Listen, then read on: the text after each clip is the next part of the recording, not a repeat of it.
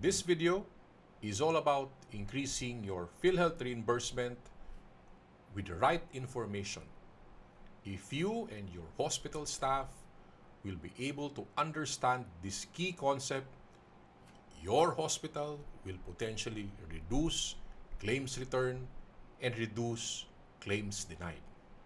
Hello, my name is Coach Doc Ben. I was a former Philhealth claims chief. In my almost 15 years in Philhealth, I have seen hospitals lose millions.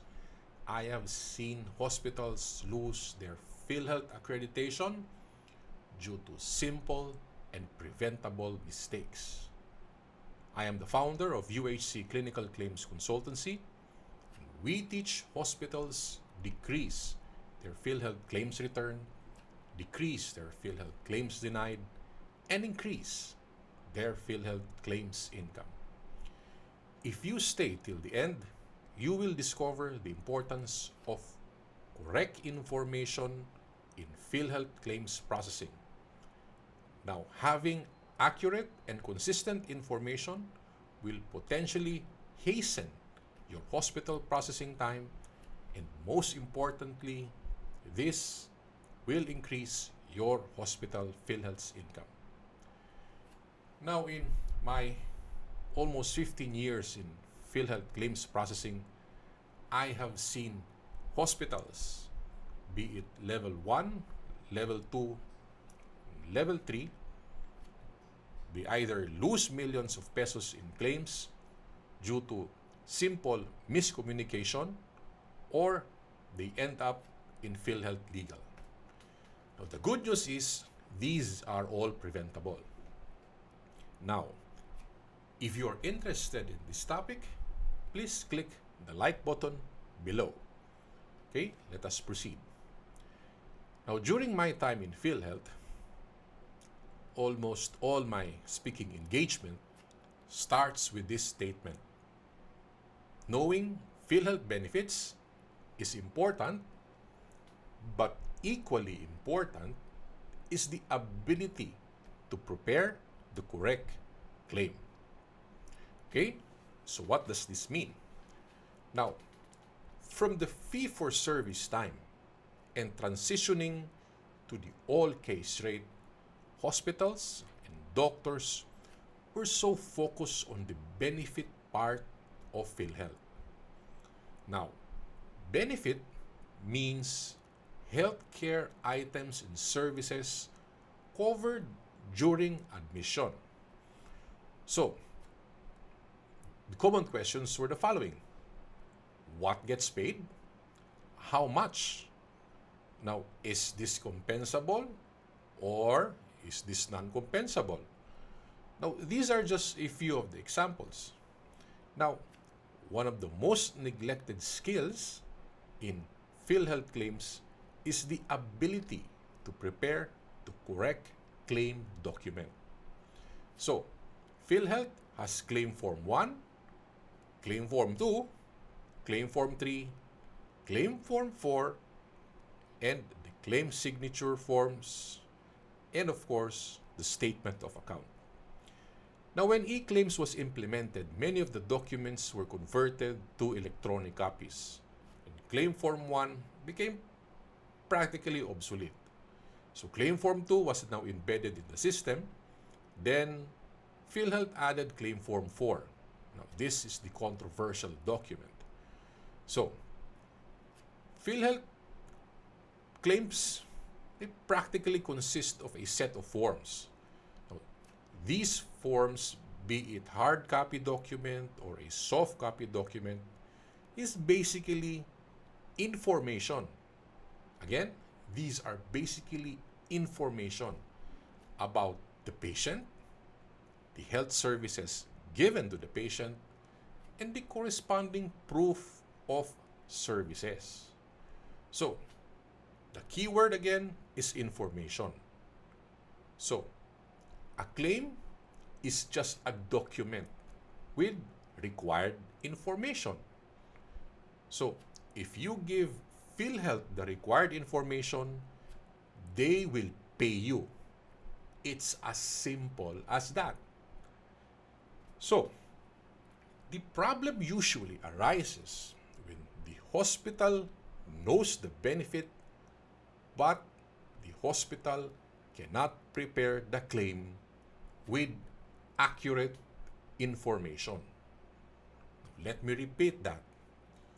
The problem usually arises when the hospital knows the benefit but fail to prepare the claim with accurate information. Now, take note, the claims cannot be prepared because of inaccurate information. So in my almost 15 years in Philhealth, these are just some of the common examples of inaccurate information leading to delay in the preparation of claims.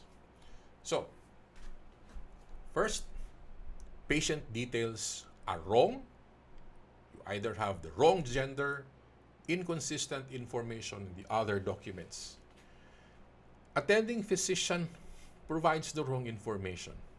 Okay? The history and the physical exam are inaccurate, wherein the intern versus the resident and the resident versus the consultant. Okay?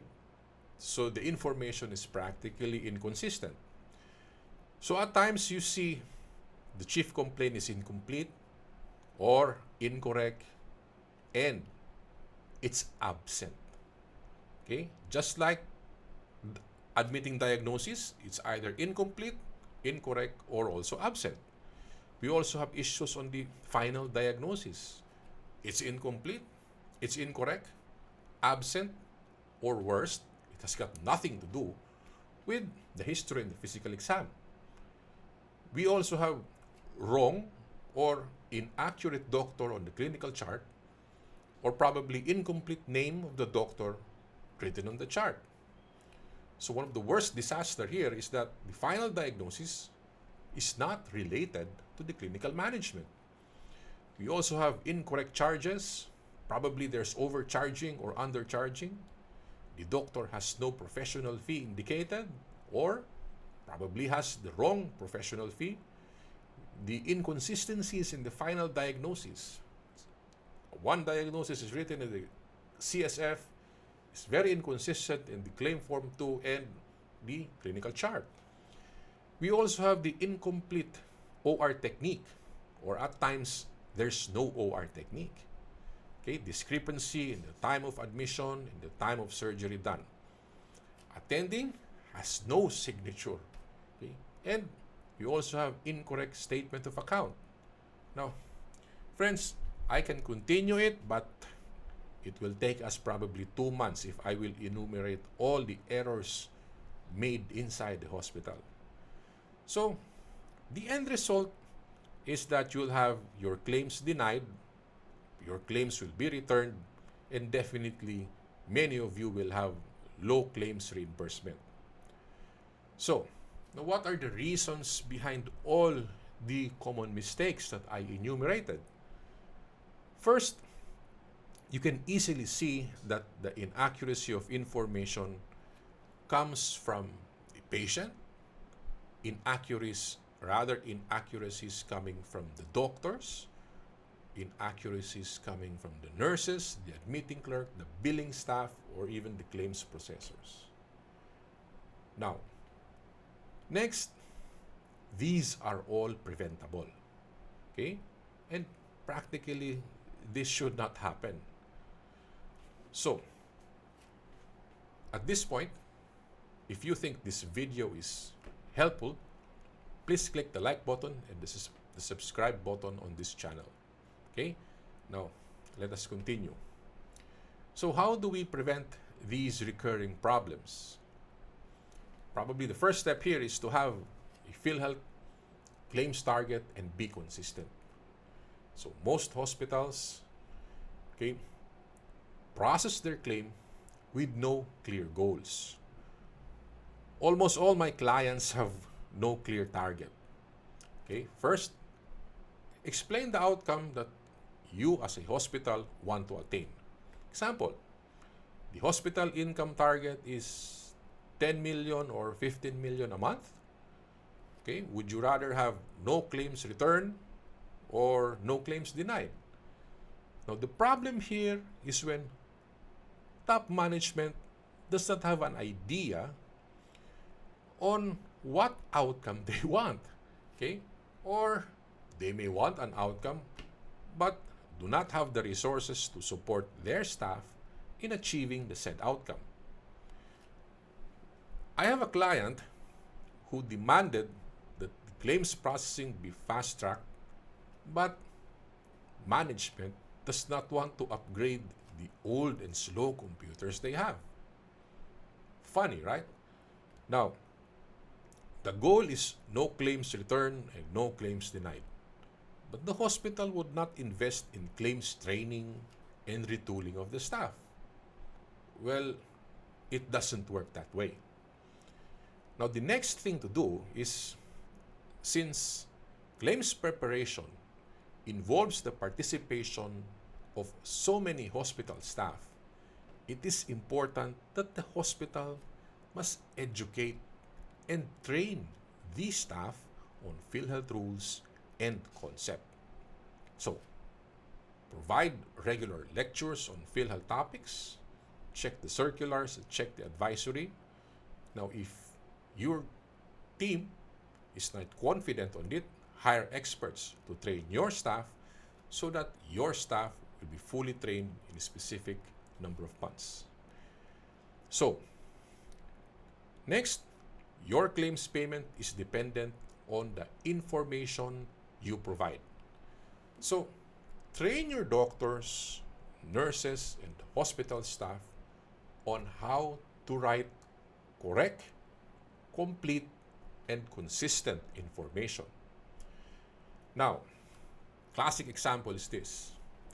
So if the patient is Maria, spelled as M-A-R-I-A, make sure the other documents has the same spelling. Okay? It's not M and A ends up with a period. So another example here is, if the diagnosis is community-acquired pneumonia moderate risk, make sure the doctors write the complete and accurate medical history, signs and symptoms, and management. All must match the final diagnosis. So if surgery was done, operative record must be correct and it must be complete. Now, lastly, you need to provide clear action steps to all hospital staff involved in claims processing. The action steps will remind them on how important accurate information is in relation to claims processing. So, example, resident doctors and the medical consultants must be reminded that accurate and consistent clinical information is very, very important. Chief complaint must be accurate. History of the present illness must be reliable and complete. Physical exam must be accurate. Clinical management must be based on the clinical practice guidelines. Final diagnosis must be related to the clinical management. And of course, the signatures and the dates must be correct. I hope you were able to get all of that, and I hope this video can help you or your claims processing challenges in the hospital. Now, if you have specific claims, rather Philhealth claims topic that you want me to discuss, just post it in the comment section below. If you want to learn more Philhealth rules and concepts, please subscribe in this channel. This is Coach Doc Ben. See you in the next session.